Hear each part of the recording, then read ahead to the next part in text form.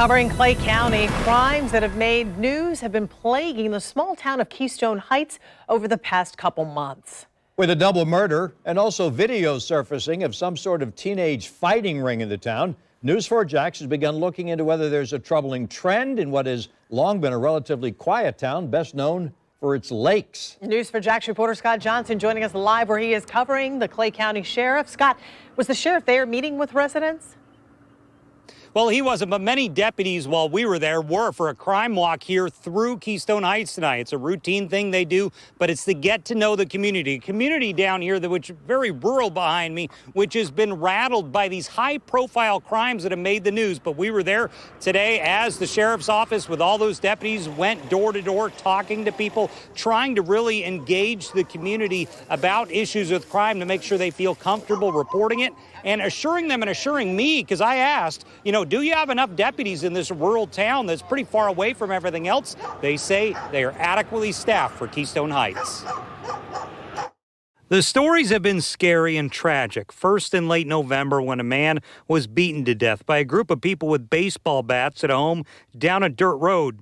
Then across town along another dirt road, there was a shootout and 2 people were murdered right before New Year's. Now News 4 Jax is learning about what's being described as a fight club involving teenagers that had attracted attention on social media. Does it concern you when you hear about crimes here? Because it's such a small town. Of course, because this is a nice community. This is good people here. Christina Underwood says she just moved back to town after being gone a few years. She says there has been a very visible police presence near her home in recent months. It was bad in the back section of this subdivision, but the police have been going through quite a bit now, the sheriff's department.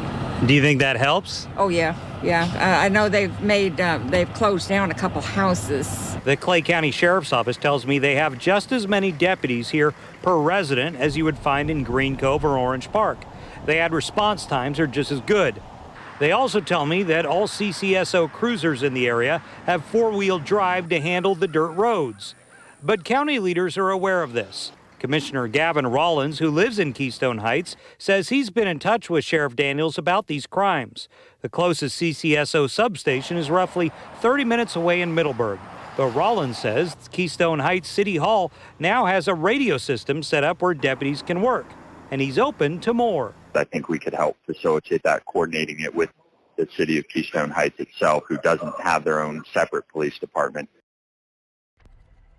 Rollins also tells me the commission just approved a $4 million budget increase for the sheriff's office, one of the biggest in county history.